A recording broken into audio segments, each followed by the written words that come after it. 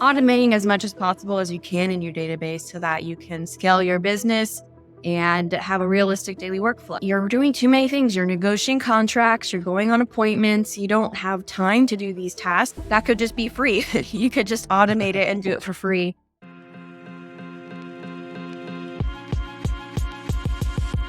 Welcome to the Active Pending Sold podcast, the ultimate resource for real estate agents aspiring to elevate their game and multiply their closings. Whether you're a newcomer or a seasoned pro, this is the platform for mastering today's competitive real estate market. Your hosts, Mike Smuts and William Rojas, are here to provide you with unparalleled insights. With years of experience and a passion for excellence, they'll bring you expert interviews and actionable strategies each week. From lead generation to negotiation skills, they've got you covered. So, if you're ready to take your real estate career from active to pending to sold, you won't want to miss a single episode. Now, let's dive in.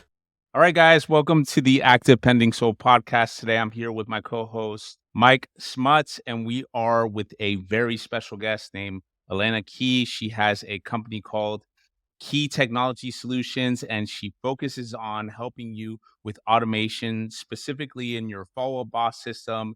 And so one of the most important things in our business is following up with people. And I'm going to have her go ahead and describe to us right now what she does, and that way you can get perspective to see if it's something you could most ultimately use in your business. Go ahead and take it away, Elena. Go ahead and introduce yourself. Yeah, and thank you both for having me on the call today. I'm really excited to be a part of this. Yeah, so as William mentioned, I'm the owner of a company called Key Technology Solutions, and we specialize in automations, workflows, best practices, automating as much as possible as you can in your database so that you can scale your business and have a realistic daily workflow. So that includes drip campaigns, automations, all the content provided along with training involved. So you know exactly what to do each day when you log in. Yeah, I personally used Elena's company, which is how my follow-up and drip campaigns were all set up, which is how Elena and I met. So we wanted to bring her on today to talk a little bit about what the importance is, because we spend all this time essentially getting leads and making contacts, and it's super important that we stay in front of them. And a lot of people always claim they don't have time. It's too hard. What do I do? Elena's service kind of fixes a lot of that in multiple ways. So what I really like is the automation part of it. Can you speak a little bit about that, Elena? Yeah, I'm going to back up a little bit. A common phrase that agents use when there's all these mastermind groups on Facebook, and agents all the time, all day, every day are asking, what's the best CRM to use? What's the best CRM to use? And a lot of people say the best CRM is the one that you actually use. And that is 100% true. So although I do specialize in follow boss, I do say, like, if you're going to start somewhere, start with a CRM carry. It's kind of shocking how many agents don't use a CRM, or they have one and it's just sitting there as a paid for address book. I personally decided to start using Follow Boss back in 2016. And I tried others. I maybe tried 9 or 10 other CRMs, and I came in with an open mind trying to determine which one's the best. And I determined that, sure, although the best CRM you use is the one, or the best CRM out there is the one that you use, in my opinion, that plus Follow Up Boss. I'm not going to name names, but there are some CRMs that are very closed off ecosystems. And if you want to have the best of the best integrations, there's so many softwares being developed every day, especially with artificial intelligence. And they're even just closed off to other lead providers. So if you're an agent, you don't want to be locked down to one specific technology. You want to try other lead providers and partnerships and networking. A lot of times those ecosystems are closed off. So that's kind of a backstory of why I decided to use Follow Boss and why it's my main focus, is because I think it's the best in class CRM out there. It's a fully open API CRM, and they've been really intentional about how they've designed their CRM. But Mike, to go back to your original question of automation, as agents, I'm sure you can attest to this, Mike, you can get caught up in the day-to-day daily tasks and a lot of manual work. And a lot of times agents are scared to use automation. They're scared that the wrong thing's going to send. They're scared that it's not going to sound like them. They're scared someone's going to get upset because you said the wrong thing at the wrong time. But one thing to consider is what's going to be riskier. Is it going to be riskier to keep doing what you're doing and do the manual work of either creating those campaigns yourself, which is not going to happen, or rely on yourself to task yourself to send an email, to send a text every day? And you're doing too many things. You're negotiating contracts, you're going on appointments, you don't have time to do these tasks. And maybe you hire a virtual assistant to do those tasks. But even then, that could just be free. You could just automate it and do it for free. So it's kind of balancing, is it riskier to keep doing things manually on your own, or should you lean into this day and age of not only automation, but now AI is a big topic today, of allowing technology to allow you to scale your business. You may get a couple of people upset because you're emailing them too much, but I'd rather email too much than not enough and lose a deal. And a year later, call them and find out they went with someone else. Yeah. I remember before I went into automation, and Will and I talk about this all the time, like off camera, we'll be like, oh, we need to follow up with our database more. Oh, we need to be better at lead follow up. That is the tall tale story of every single agent. I'm not going to deny it. This show's all about just saying it how it is. I'm bad at lead follow up. So I think the automation, having a proven system that I was able to plug into, has helped me a ton. Although I will admit I still need to get better at it. But I do think it's ultimately the most important thing in our business. So the automations are phenomenal as they are. Based on what you know as far as automations go and the business that you're in right now, do you have any stats by chance on like conversion rates from like automations, or would you say it's different across the board for everybody and the market? Yeah. So the data I'm able to directly get true data from is response rates. So the number of response rates people are getting through not only email automation, but now text automation is incredible. So Mhm. a couple of years ago, I started this business with only email automation because that's all we could really do in follow up us. And that email automation, let's say in the very beginning with brand new leads, you're generating a buyer lead, that was averaging about a 50% response rate.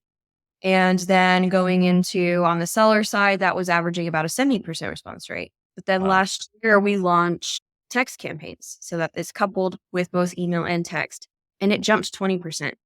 So now buyer leads are averaging about 80% response rate, and sellers are 90% response rate, and even 95 sometimes. And the thing to consider with automations is, although you and I are entrepreneurs and we check our email daily because we have to, we're in business, a lot of people who click on an ad, they might use an old email address that was just connected to their Facebook account that they no longer check, or maybe they use a legitimate email address, they just don't check it often. So there's a common misconception that if you try a couple of times via email, you should just give up. It's not worth it. But ROI on email is free. You can keep Yeah. emailing. It's not going to cost you money. And a lot of times, if someone's not checking their email and then they do check it 6 months from now, if you get a bad number, then you want to keep sending emails to at the top of their inbox. Because when they do decide to open their email inbox, you want to make sure you're at the top of their inbox. Deliverability is a whole other subject there to make sure you are actually in their inbox. But coupling both text and email, people check their phones more often. So definitely higher response rate on the text side than email side, but coupled together, it's a really good powerhouse. And when you make drip campaigns really long term, I mean, ours last 2-3 years long before it finally stops. It People respond 6 months later, a year later, and say, thanks for continuing to follow with me. I'm sorry, whatever it is of their excuse. Mhm. And then they finally do decide to come to you. And because other agents have decided that lead is dead, but you kept persisting with the automation, you won that lead in the follow up. Yeah. Well, I love it That's awesome. because this all happens in the background. I think that's the power. I know you've literally said exactly this, but I just want to repeat it. It happens in the background, and that's the power of it. You don't have to remember to shoot text, emails. You might be thinking, "Oh, why would I waste my time with a lead that's not responding?" But you don't have to waste your time. You're leveraging technology so it continues happening. And I've had exactly that happen where I've gotten calls out of the blue. Like I actually had one, let's say Thursday, Monday. So it was like 3 days ago. I got a call and I'm thinking to myself, who is this person? it was just a lead that I put in my database a year ago that was getting my drips that just eventually called me, and they knew me by name and they acted like they knew me. And I'm like, I didn't want to tell them I had no idea who they were. Yeah, there they were. It definitely works. I was thinking about like I saw a stat the other day. I mean, I've heard this in different scenarios, but it was 80% of sales requires 5 follow-ups after the initial contact, and 45% of salespeople give up after one call. So those touch points are probably super important. I had a super question for you because a lot of people are always worried about the spam folder and what happens with automations in the spam folder. Are there certain tactics that you use specifically? You don't have to get into the meat and potatoes because you maybe people will get confused because I'm sure it's very detailed. But just is there tactics that you can use to stay out of the potential spam folder with email? Yes, there's a lot. And in the real estate world, this is becoming more and more acknowledged that the traditional way of emailing is no longer working.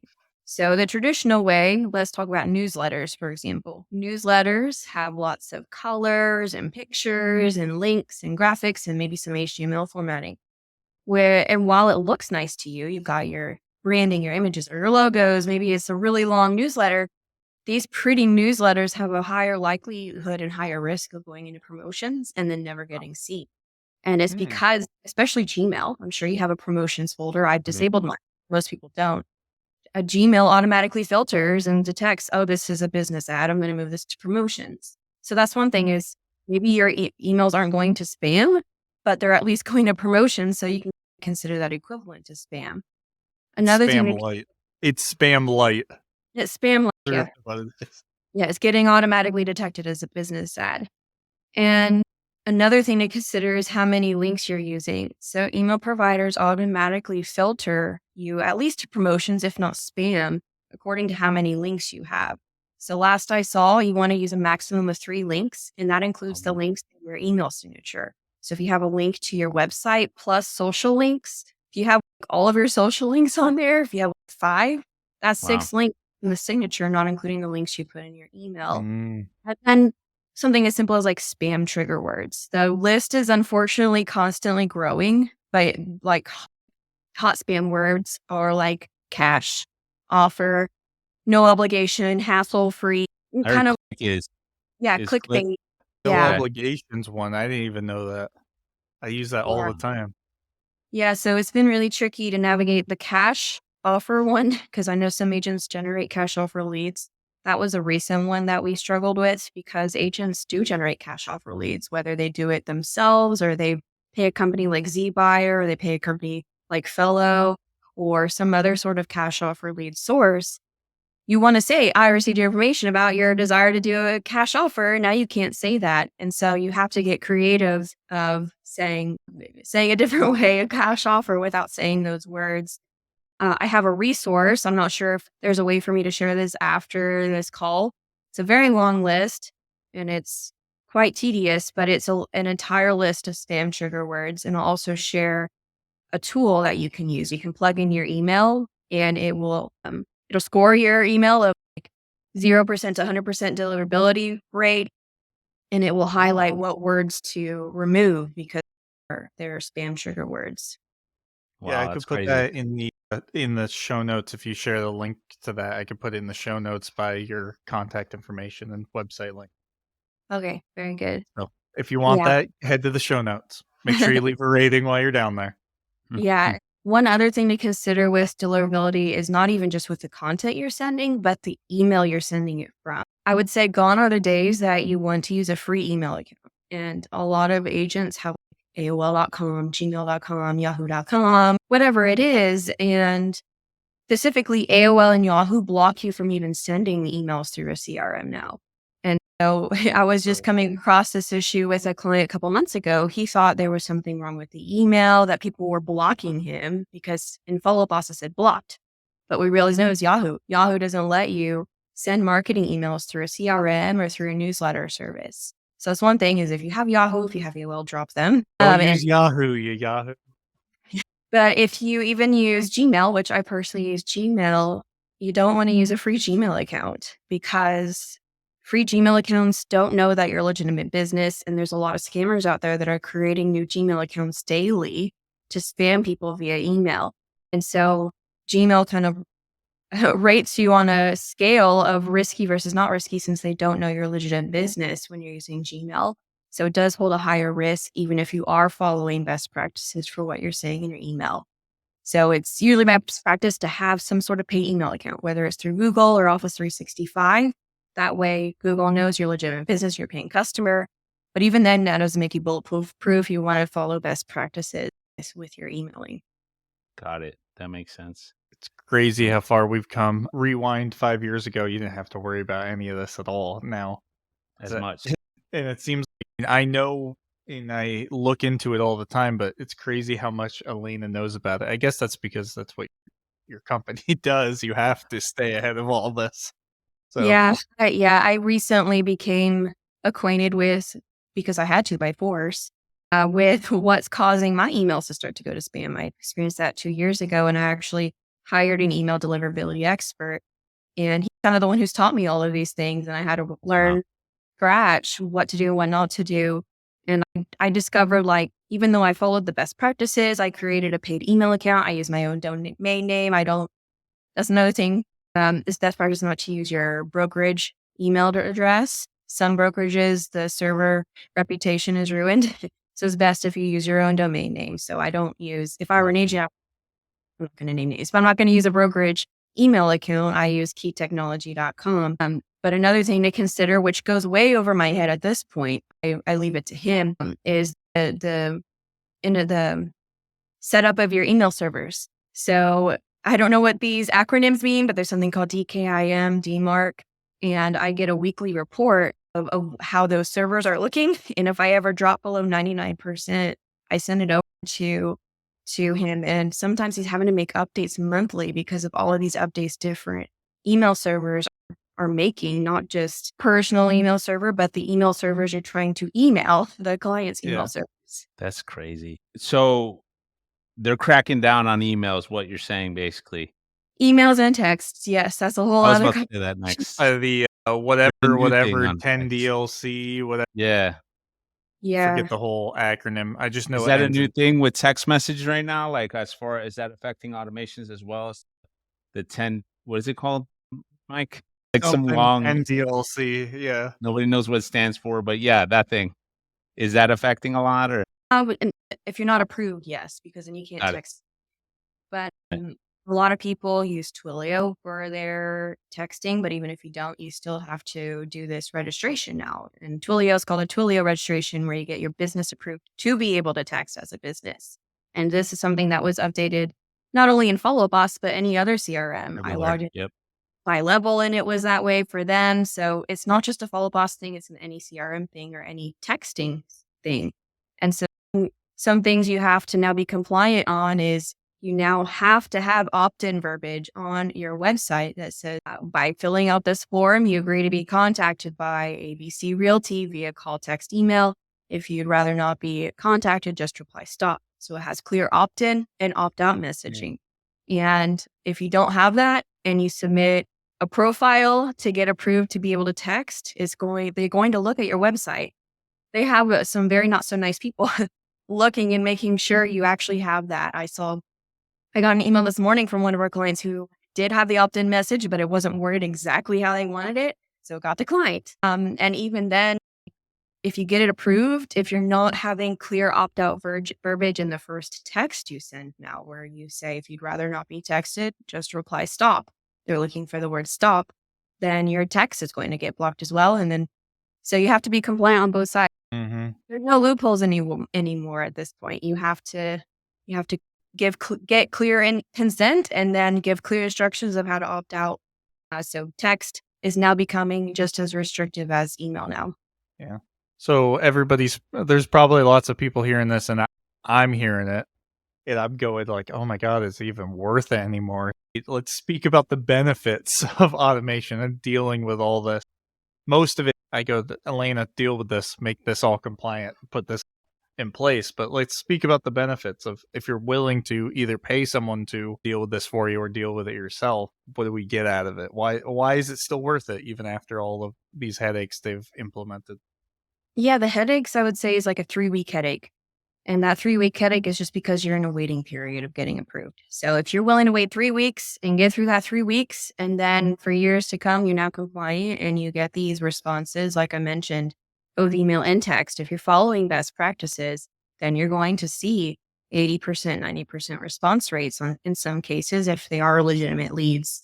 Side note, don't purchase random list of leads. That didn't actually opt in. But anyway, if these are actually people who have filled out an ad and wanted to be contacted, whether you're doing your own Facebook or Instagram or Google ads or paying a company, whatever it is, if you don't do the automations, that's 90 out of 100 people, 80 out of 100 people that you could have gotten to respond to these automations had you use them. So if you don't use them, you're relying on human power at that point. Now, automation is never going to replace a human being. So I never say just set up these automations and set it and forget it. If that were the case, we would all be out of a job. But it's meant to supplement and help you scale your business. So you still want to call your people. You still want to do personal touches, create videos for them, make it a more human connection so that you increase that response rate even higher on top of that automation. And so, yeah, a specific benefit, a client of mine last week, he had a very old stale database of leads he had generated over a year ago. And he decided, okay, I have like clear opt-in language. They know that they were going to expect from me. So let's go ahead and apply. This is just email. Let's go ahead and apply an email drip to all of these people. He ended up getting 10 responses and booked 5 appointments from those 10 responses in the first 2 days of starting that stale campaign. That's crazy. I need a copy of that campaign. I will Yeah, say, that's definitely interesting. yeah, something that relates directly to probably a lot of people listening to this, but Will and I specifically, a lot of our leads, I do Facebook leads and stuff just like anybody else, but a lot of our leads come from for sale by owners and expired. So you were able to build out a specific automation directed towards those people as well. I will say why it's not perfect. I still need to make my weekly calls, which I will admit I've been bad at, but the emails and texts and the mailers, because I also built AM cards, a drip campaign out of that directly into my follow-up boss. Another reason why I love follow-up boss. Not that it's a plug for follow-up boss, but just that alone has increased my conversion rates on for sale by owners and expireds. I think around like 25%, which is high in our market, Will. And do you have any automation in place currently, Will? I'm going to call you out right here. I do, but she didn't set it up. I did. But it took me forever to do it. I'm not going to lie to you. I always said I was going to do it. I was going to do it, and I never did it. And then obviously, going from CRM to CRM, they all function pretty much the same thing from what I noticed.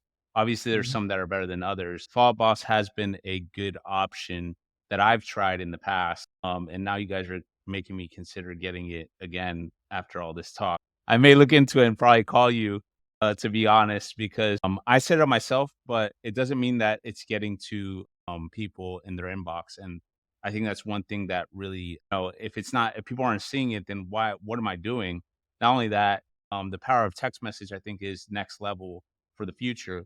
But one thing I really wanted to talk to you about too, because things are ever changing in this business of marketing and actually the world in general. I don't know if you guys saw the other day, there were some robots at a football game that were supposedly AI. I don't know if they're real or not, but that's besides the point. But is there anything that you're using AI for with automation to help with the follow-up process, or is this more so some of proven strategies that you know that work for sure?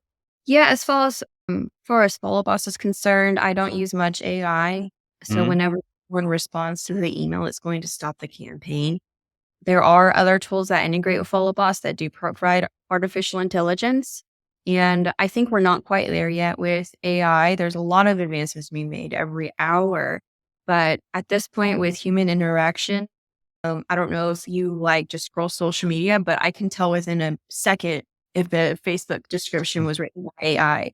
Where in the beginning, when it came out, then yeah, it was really cool. And yeah, you were able to create these emails and campaigns, but people are going to have to get more creative and smarter if they want to use AI. It's not just a write me 10 emails and then it's going to spit out 10 emails that are going to have a high response rate. There has to be still some Yeah. level of human intelligence in what you create, whether you use AI to help you or you build it from scratch. So, although I haven't created anything, I've partnered with a company that does do artificial intelligence testing where they've taken like our initial drip campaign that has that high response rate. And once the person responds, it carries on a two-way conversation.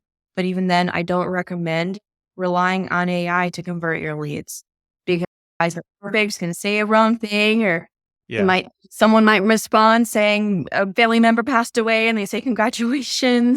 That still happens now.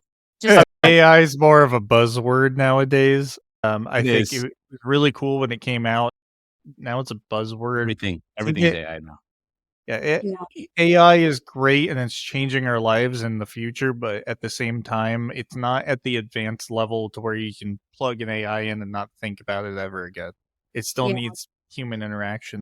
What is that company that does the two-way texting? Just out of curiosity. Actually is the name of the Shiny company. object syndrome with this guy. Anyways, Other than that, I use AI to help me respond to people, especially if it's like a difficult client and it's a difficult situation. Maybe it's an emotional situation. On my side, databases are very personal, and sometimes you have to have difficult conversations with people. And so, although I know what I want to say, it doesn't sound empathetic. And so, I'll just plug in and say, "Help me make this sound empathetic but professional," and then I'll make tweaks to say, like I've got like 30 phrases I like to use within not only the campaigns for agents, and maybe it's not 50. I'm like, use one or two of these phrases in there to help it sound more like me. And so it'll help me respond to those difficult conversations with clients. And I'm sure real estate Mhm. agents have the same, same problems they're facing each day. Difficult clients, difficult conversations about buying or selling houses. Yeah, that makes sense. Would you say every single question you ask at the end of an email or text, would you say everything at the end of an email or text is a question? That's what I meant to ask. Is that what's triggering them to respond in most cases? Yes, Yeah. it's 2 or 3 sentences long. It's plain text. If I have a link, there's only one, and there's no HTML formatting, and it's an open-end question. It's not a yes or no question. It's asking them, and it's coming from a place of empathy. You're not just asking, "Do you wanna buy a home? When do you wanna buy a home? Do you wanna sell your house?" It's asking, "Would it be helpful?" If you're a bit like me, you're curious about how the current market is performing. Would it be helpful if we schedule a time to talk, or would it be helpful if I sent you a report over? So coming from a place of value versus just wanting to get the sale, Mhm. especially in this day and age, old selling tactics used to work, and now everyone's being sold to all day, every day on social media. You're seeing ads, and you can, if you're like me, you can spot the bogus and the scam ads immediately. See them all the time. You're being Especially if advertised. you're a realtor, you get them constantly. Never Yeah, have to prospect again. Click here. are these No. centers, these gurus, and so you gotta lead with value at this point. One of the most successful people who or two successful people I follow are the biggest givers I've ever seen. Alex Hormozy, Emoji. and Vin. Oh, I don't want to mispronounce his last name. They give so much value, Alex and Ramosi. makes you oh yeah, there you go. Makes you want it's like he said, the person feels stupid for not wanting to buy from you because you're giving them so much value. Yeah. Did yep. you get that book, $100 Million Lead? Have you I gotten it got it. yet? I haven't had a chance to read it yet. Me neither, but I need I started it. It looks really good so far, so I'm gonna start reading it probably pretty soon. it's on What my I'm working wish list. and then I'm gonna have to redo my entire That's good. Uh, That's not a bad thing because we all have to learn in our business. It's always ever growing, and if you're not growing and you're living in the same patterns, you'll yeah. never go from beyond where you're at. I think that's like super important. A if, lot of people don't realize, so that's if not a bad you're thing. not moving forward, you're dying. If you're not growing, you're dying. If you're not moving forward, you're moving backwards. There's no standing still. I agree. Yeah. Right. There's So, just out there now that it's like you feel like you're drinking from a fire hose every day. Like I have to limit myself even because on social media I only follow people like Alex and I just get overwhelmed with how much information's out there. So you kind of have to pick and choose what you're going to focus on. Mike, you've admitted this shiny object syndrome. Oh, I need to go look at that. Oh, I need to read that book. Oh, I need to purchase that podcast. I need to go purchase that audiobook. I need to purchase That's that. me 100%. Yes. That's Yeah, me. that is It's, Mike Which is Smut. that is me. If you look that up in the dictionary, I'm right there. You look up ADHD, there. my picture's like smiling at you. That's But funny. I did get rid of a lot of that by getting actually a friend of mine recommended Elena, and I have not. So you talked a lot about, we've been recording for a while, so I want to ask one more question and we'll start to wrap it up. But you talked a lot about new leads and automating. I think something cool is you set up a, for after I put people under contract and automations there. Can you talk a little bit about how that can help people like us? I mean, that can yeah, help you yeah. from the realtor perspective, of course, but Absolutely. So I guess starting from past new lead, even if you don't do online lead generation, automation is going to help you significantly. A number of our clients don't do online lead generation and they still use our automations, whether they do networking or they just go to neighborhood events and they pick up contacts that way, or they're 100% repeat referral business. You are still getting new contacts, whether it's from lead generation or from these other more organic sources. So you do need to have automations in place to nurture people. So even prior to contract signed to start working with you, you need to have automations in place from the time you're introduced to the person until they actually sign to work with you, so that they don't move on and become a shiny ownership person, go to open house and sign with another agent. You need to have an automation in place where you're continuing to give them value. And so nurture campaigns for any client type. So Mike mentioned a nurture expired, nurture FISBO, just a general buyer, general seller. If someone you talk to only wants to rent for now, don't consider them a dead lead. If there's any sliver of a chance they'll buy from you, a renter to future buyer campaign where you're giving them value and explaining the differences between renting and buying and giving them tips for being ready to buy that lasts like 2.5 years long.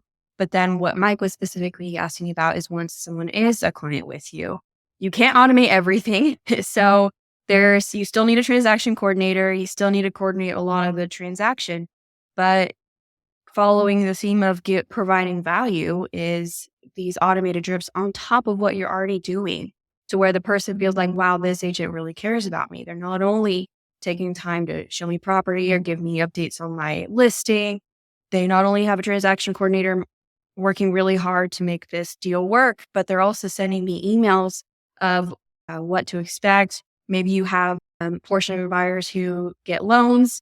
So giving them a heads up of what not to do now that you are approved for a loan, giving them a heads up of what to expect from an inspection, how is an appraisal determined, a moving checklist, recommended vendors for moving, just shower them with value so that they see you truly care, because a client can leave you at any point, really. So you want to continue providing value, and don't think just because you're showing them property or you have their house listed that you've got them and you're going to get the commission. You need to keep leading with value. So yeah, automations based on stage change, like now they're a buyer and showing property to, sending them a drip campaign, tips for staying motivated and sane. Maybe a few weeks later, they still haven't found a house they like. So maybe evaluating wants versus needs and giving them helpful tips without trying to say, you need to evaluate your criteria, change your criteria, coming across with these value adds. yeah. I wanted to bring that up because something we talk about a lot is providing so much value that the customer at the end of the transaction wants to recommend you to their friends. They want to talk about it. They become raving fans, if you will. They will. That's something we talk about, and I personally, just like with Will was talking about setting up his own automations, and I was in exactly those shoes. I kept trying to set up my own automations. I'll get to it. I played around with so many things. I got shiny object syndrome. I got distracted. Something I always say I want to do is I want to provide value in this way. In those emails, I never get a chance to write them. As much as I get busy. I have 5 transactions going at once. I can't make that happen. So it's nice having that happening in the background to those value adds. Kind of makes them feel better. It makes them feel like you're really only focusing on them, but in reality, you're not even sending those emails. Yeah, No. and even if you're hiring like an in-house copywriter or maybe someone on Fiverr writing the emails, it's worth it to take time to read through those emails and maybe even create videos from those emails. So those emails are plain text, Mm. or video, and make it even more personal to where you have a script in front of you, you have what the email says, the educational now just turn it into a video, whether you post it on YouTube or you post it through something like for BombBomb or Loom. People, they see your face, and then it it improves that whole client experience. Yeah, I love it. Any ending questions that are on your mind, Will, before we start wrapping it up? No, I think it's great value. I learned a lot today, and I'll probably be giving you a call soon. I'm definitely Honestly. gonna rewatch this because there was a lot of, I feel like, things that slid by there, a lot of good value that kind of went over my head that I might not have even caught because I was frantically like trying to scribble notes as you were talking. So but I'm glad this is on recording. If people wanted to learn more about what you do, what's the best way to reach out to you, Elena? Yeah, they can definitely go to our website to learn more about what we offer, just to see if we would be a good fit and we can possibly help you. On that page, there's an option to book a call with one of our team members, and you can chat and see if we could possibly help.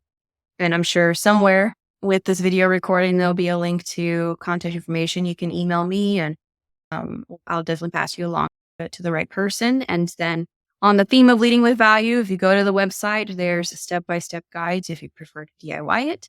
There's a step-by-step guide for solo agents, and then there's a step-by-step guide for team owners and broker owners for Follow Boss. But like, it's a whole course and just giving it away for free. Yeah, I have it right here. I follow this. This is like my Bible. Every time I sit in front of Follow Up Boss, I go. It's literally numbered. First step, go here. Second step. Yeah, that's like 1% of this guide. So yeah, Yeah. yeah, website, and then there's lots of videos I recorded and checklists and showing you exactly what to do. It is gonna take the time to create these automations. It's well worth the cost. Probably one of the select few investments in my business that have paid multiple times over. I don't, so I appreciate it. So on that note, any finishing thoughts, Elena? No, I Okay. had a lot more value to give, so maybe we can do another one another day talking about automating other things. Yeah. A little insider is I'm starting to build this out for mortgage lenders. Mortgage lenders, people love Ooh. creating a whole automated system for you in Follow Up Us. So see in Follow Up Us, but Which is yeah, great because a lot of us, if you have Follow Up Boss, are able to add a lender. So a lot of us have lenders built in, paying for their own, and it's built right in. So that's great. Yeah, I know this goes really quick. We're already at almost 45 minutes, so I don't want to run too fast. So we'll definitely have to have you on because there's so much more to talk about all this. On that note, everybody, thank you for listening. If you anything that we talked about, those free courses that Elena talked about, they'll all be in the show notes. Same with her website and contact information. As always, leave a like, subscribe, and leave a rating. If you need anything at all, please reach out to us or Elena. I hope everybody has a great day. Thank you. thank you.